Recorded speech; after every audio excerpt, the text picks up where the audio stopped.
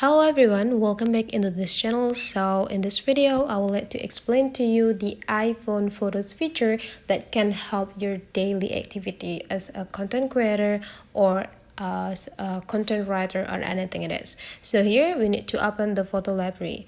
Before you do these things or tricks, you need to update your iOS into the last versions, and after that you just need to find the picture that you want to take the objects from. So let's say here I would like to take the object from this picture. The thing that you have to do is just go click the area that you want to take, the area that you want to cut. Click and hold until there will be a flash come in, and then there will be an options pop up, and just go click copy.